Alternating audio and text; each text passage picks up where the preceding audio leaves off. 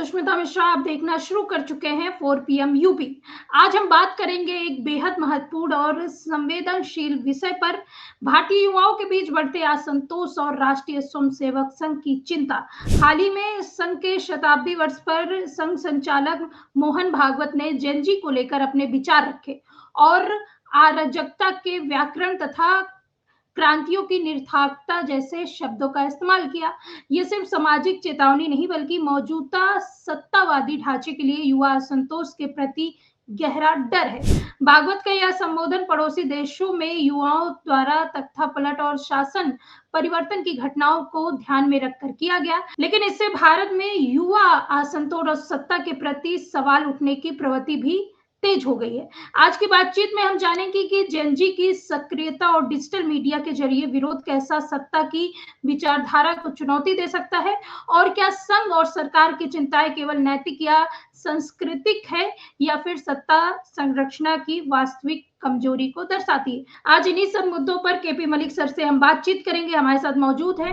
बहुत बहुत स्वागत है केपी सर आपका। मोहन भागवत का जेन जी के प्रति डर वास्तव में केवल सामाजिक चेतावनी है या फिर सत्ता संरचना की कमजोरी का संकेत? क्या भारत में भी पड़ोसी देशों जैसे युवा नेतृत्व वाले असंतोषपूर्ण क्रांतियों की संभावना है? धन्यवाद सुष्मिता जी। आप देखिए, पिछले कुछ दिनों से जिस प्रकार से हमारे पड़ोसी देशों में या देश के कई राज्यों में जिस प्रकार से युवा सड़कों पे हैं और घटनाएं हो चुकी हैं, चाहे वो बांग्लादेश हो, चाहे वो श्रीलंका हो, चाहे हाल फिलहाल में नेपाल हो, और जिस प्रकार से अभी लद्दाख में चल रहा है, लद्दाख की कोई सूचनाएं अभी तक बाहर नहीं आ रही हैं। वांगचुक की पत्नी जोधपुर पहुंच गई है, तो वो आग अभी बुझी नहीं है।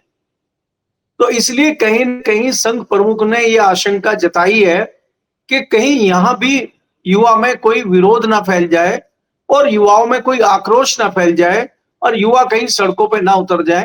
ये उनकी आशंका है, और आशंका किसी की भी हो सकती है जब इस तरह के हालात देश में बने हुए हैं। इसमें कोई दो राय नहीं है कि बेरोजगारी बढ़ी है, इसमें कोई दो राय नहीं है कि युवा परेशान है, पर्चे लीक हो रहे हैं। तो इसमें जो दूसरे रोजगार के कई सारे लोग हैं उनको हटाया जा रहा है।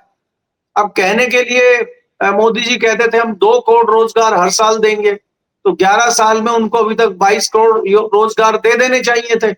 लेकिन यहाँ तो खबर ये आती है कि कई आंकड़े बताते हैं कि करीबन 11 करोड़ लोगों की नौकरियां चली गई हैं, उनके काम धंधे बंद हो गए। तो जब इस तरह की चीजें होंगी तो इस तरह की आशंका जताना उनका वाजिब है, और वो देख रहे हैं चीजों को। और अगर आप इसको दूसरे नजरिए से देखते हैं तो दोनों में वार कहीं ना कहीं चल रही है। संघ प्रमुख मोहन भागवत और मोदी जी के बीच एक वार चल रही है। मोदी जी चौतरफा घिरे हुए हैं। मोदी जी जिस प्रकार संघ की भर भर के तारीफ कर रहे हैं, 100 साल पे मोदी जी ने सिक्का जारी किया है। सिक्का जारी करने में उन्होंने एक सरकारी प्रोग्राम दिल्ली में किया और उसमें तमाम उन्होंने जो है संघ की बात करी है, लेकिन कहीं भी उन्होंने मोहन भागवत का जिक्र नहीं किया। मोहन भागवत का जिक्र ना करना अपने इतनी देर के भाषण में और संघ के कसीदे काटने में ये जताता है कि दोनों के बीच में तल्खी अभी भी बहुत भयंकर तरीके से चल रही है। और उसके तुरंत बाद नागपुर में मोहन भागवत का ये कहना कि जेन जी की आशंका है, क्या जेन जी भी इस तरह से हो सकते हैं, क्या एक नया संगठन आ गया है। तो ये इस तरह की चीजें जताती हैं कि दोनों के बीच में वॉर चल रहा है। और एक हमने बहुत अच्छी तस्वीर देखी जो आघात करती है मोदी जी के ऊपर। वसुंधरा राजे को मंच पे जिस प्रकार से देख रहे हैं मोदी जी, वो नमस्कार की मुद्रा में वहां जाते हैं और वो नमस्कार का जवाब भी नहीं देती है, तो उससे लगता है कि मोदी जी बहुत दबाव में हैं। और देखिए अब मुझे ये हालात इस तरह के नजर आने लगे हैं कि इसमें से या तो मोदी निपटेंगे और या मोहन भागवत निपटेंगे। दोनों एक दूसरे को निपटाने के चक्कर में हैं, क्योंकि वॉर बहुत आगे जा चुकी है। इतनी आसानी से ये मामला थमने वाला नहीं है। इसमें कुछ न कुछ कोई बड़ा होने वाला है जो आने वाले समय में आपको दिखेगा, क्योंकि कहीं ना कहीं संघ अपने किसी व्यक्ति को अध्यक्ष बनाना चाहता है, दूसरी लाइन भारतीय जनता पार्टी में तैयार करना चाहता है। तो ये बहुत सारे मुद्दे हैं जिनकी तैयारी संघ कर रहा है। लेकिन मोदी शाह अपनी जो पकड़ है, पार्टी के ऊपर जो उन्होंने अपनी एक पकड़ बनाई हुई है, सत्ता में जिस प्रकार से वो काबिज है बैठे हैं, वो उसको छोड़ना नहीं चाहते हैं। वो हालात को समझना नहीं चाह रहे हैं या देख के अनदेखा कर रहे हैं। इसी वजह से इनको कोई बड़ा नुकसान हो सकता है, क्योंकि अगर अभी भी देखेंगे कोई बहुत बड़े निर्णय मोदी जी ने अपनी सरकार में नहीं लिए हैं, कोई बदलाव अभी तक किए नहीं है। आप राष्ट्रीय अध्यक्ष बनाने की बात करते हैं, दुनिया की सबसे बड़ी पार्टी है, लेकिन राष्ट्रीय अध्यक्ष नहीं बना पा रहे हैं अपना। क्यों नहीं बना पा रहे हैं? ये बात महत्वपूर्ण है कि अगर आप इतने ताकतवर हैं तो अपना राष्ट्रीय अध्यक्ष अपनी पसंद का बना लीजिए। आप क्यों आरएसएस की चिंता करते हैं? तो अपना अध्यक्ष नहीं बना पाना जताता है कि संघ ने इनको मजबूर कर दिया है कि अब ये कोई भी कदम बिना संघ की सहमति के उठा सके। और संघ ने धीरे धीरे जिन लोगों को बनाने के लिए आगे बढ़ाया, चाहे वो वसुंधरा हो, चाहे वो शिवराज चौहान हो, उन्होंने हाथ खड़े कर दिए। अब बचे गडकरी। जब गडकरी को आगे लाया गया तो इन्होंने गडकरी के ऊपर ब्रह्मास्त्र चलाने शुरू कर दिए हैं, जो आपके सामने है। आपने देखा कि वो एथनॉल वाला घोटाला आ गया, उनके लड़कों के नाम से चीजें आ गई, तो वो तमाम चीजें शुरू हो गई। दूसरा, अब सिर्फ रह जाते हैं संजय जोशी। अब संजय जोशी को आरएसएस चाहती है कि वो राष्ट्रीय अध्यक्ष बने। अगर संजय जोशी राष्ट्रीय अध्यक्ष बनते हैं तो फिर पार्टी का क्या हाल होगा, ये सबको पता है। इसलिए ये लोग संजय जोशी के नाम पे बिल्कुल सहमत नहीं है। तो इसलिए अभी वॉर भयंकर चल रही है। अब इसका क्या अंत होगा, ये तो भविष्य के गर्भ में छिपा हुआ है, लेकिन इसके लिए हमें इंतजार करना होगा। जी जी, बिल्कुल सही कह रहे हैं। लेकिन सर, डिजिटल मीडिया और सोशल मीडिया प्लेटफ़ॉर्म्स के ज़रिए युवा वर्ग सत्ता और विचारों की आलोचना कैसे बदल रहे हैं? संघ और भाजपा सरकार युवा असंतोष को नियंत्रित करने के लिए किन रणनीतियों का इस्तेमाल कर रहे हैं?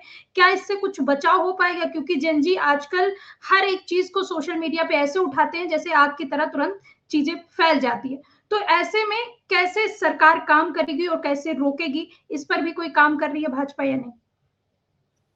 देखिए सुष्मिता, अगर आप देखें खाली भाजपा ही नहीं, दूसरे जो तमाम सियासी दल हैं सब पुराने तरीकों से काम कर रहे हैं, सब पुराने तरीके से राजनीति कर रहे हैं, चुनाव में जुमलेबाजी कर रहे हैं। अब बिहार के चुनाव में आप देख लीजिए, जिस प्रकार से भारतीय जनता पार्टी के तमाम नेता और प्रधानमंत्री खुद जुमलेबाजी कर रहे हैं और आज भी सोच रहे हैं कि लोग जो सामने लोग बैठे हैं वो बेवकूफ है, उनको कुछ नहीं पता। आप जहां भी जाते हैं, चाहे वो प्रधानमंत्री हो चाहे गृह मंत्री हो, वो ये कह देते हैं कि भाई बाहरी लोग यहाँ पे आ गए हैं, विदेशी लोग आ गए हैं, इनको निकालना है। तो विदेशी लोगों को निकालने के लिए आपको किसने रोका है? 11 साल से आप हैं। जब दिल्ली में चुनाव आते हैं, आप दिल्ली में कहते हैं कि विदेशी आ गए हैं, विदेशी लोग आ गए, इनको बाहर निकालना है। जब आप वेस्ट बंगाल जाते हैं तो वहां पे आप कहते हैं कि बाहरी लोग हैं, इनको निकालना है, बाहरी नागरिकों को। बांग्लादेशी आ गए हैं, नेपाली आ गए हैं, दूसरी कंट्री के लोग आ गए, इनको भगाना है। अब आप बिहार में यही राग अलाप रहे हैं। तो ये राग अब सुनने को कोई राजी नहीं है, इसमें बदलाव चाहते हैं। और लोग, युवा ये भी सवाल कर रहे हैं कि आपने 11 साल में कितने लोगों को बाहर भगाया? भाई, जिस प्रकार से ट्रंप ने हमारे देश के लोगों को हथकड़ी डाल के भेजा है, आपने कुछ लोगों को भेजा है क्या? तो वो सूची जारी कीजिए, वो कोई फुटेज बताइए। तो आपको खाली जुमलेबाजी चुनाव में करनी है या वास्तव में भी कुछ करना है? तो इस तरह के सवाल युवा उठा रहे हैं और सवाल एक नहीं है। सवाल वो बेरोजगारी पे उठा रहे हैं, सवाल भ्रष्टाचार पे उठा रहे हैं, सवाल वो उठा रहे हैं एजुकेशन के सिस्टम पे, सवाल वो उठा रहे हैं हेल्थ के सिस्टम पे। आप किसी भी हॉस्पिटल में चले जाइए, वहां क्या स्थिति है? सरकार सब प्राइवेट को दे रही है, सरकारी हॉस्पिटलों का बुरा हाल है। चाहे वो स्कूल कॉलेज की आप बात कर लें, धीरे धीरे सरकारी स्कूलों की और कॉलेजों की हालत खराब होती जा रही है। आपने अपने उत्तर प्रदेश में ही देखा पिछले दिनों कि किस प्रकार से शातिर तरीके से सरकारी स्कूलों को बंद करने की एक प्रक्रिया अपनाई गई, और वो तो लोगों ने हो हल्ला किया तो कुछ बच गए, काफी कुछ तो निपट चुके हैं। तो ये धीरे धीरे इस तरह की रणनीति एक ला रहे हैं कि निजी व्यापारियों को, चंद पूंजीपतियों को देश का कंट्रोल दे दिया जाए और जनता त्राहिमाम करे। कहीं ना कहीं युवाओं के दिमाग में ये है। आप जो जेन ज़ी की बात करते हैं, एक ये ऐसा युवा वर्ग है जो दाएं बाएं आलतू फालतू कहीं देखता नहीं है, मोबाइल की कनेक्टिविटी देखता है, वो समाचार चैनल या न्यूज़पेपर पढ़ता नहीं है, वो मोबाइल के सोशल मीडिया से ही खबरें लेता है, उसी पर अपना परसेप्शन बनाता है। इसीलिए वो क्योंकि संपर्क में रहते हैं, कोई भी छोटी सी खबर आती है वो आग की तरह सोशल मीडिया पर फैल जाती है। और फिर जब आप लोग इकट्ठे हो जाते हैं, उसका क्या रिएक्शन होगा, ये कोई सिस्टमेटिक तो इकट्ठे होते नहीं है। एक कोई ऐसा तो नहीं होता नहीं है कि आप किसी सिस्टम के तहत इकट्ठे हुए हैं और वहां पे सिस्टम बनेगा। वहां तो भीड़ इकट्ठी हो गई है और इसका कोई, इस भीड़ का नेतृत्व करता भी कोई नहीं है, तो भीड़ डिसीजन ले लेती है क्या करना है। अब वांगचू के मामले में जितनी सूचना हमारे पास है कि वो तो शांतिपूर्वक अपना आमरण अनशन कर रहे थे और वहां पे युवा इकट्ठे हो गए। अब उसके बाद क्या हुआ, क्या तोड़-फोड़ हुई, क्यों क्यों पुलिस को गोलियां चलानी पड़ी? क्या पुलिस ने सीधी गोलियां चला दी क्या? लाठीचार्ज नहीं किया क्या? पैलेट की गोलियां नहीं छोड़े क्या? वो प्लास्टिक वाली गोलियां नहीं छोड़ी क्या? दूसरे इंतजाम पुलिस ने नहीं किए क्या? तो सीधी गोली चलाने की बात कहां से आ गई? कौन लोग मारे गए, क्यों मारे गए, किसने गोली का आदेश दिया? तो बहुत सारे सवाल उठ रहे हैं। तो इसीलिए मैं कह रहा हूं कि ये जो आशंका है मोहन भागवत जी की, ये निराधार नहीं है। ये चीजें दिखाई दे रही हैं सामने। जी। जी सर, बहुत-बहुत धन्यवाद, बहुत अच्छी जानकारी दी आपने।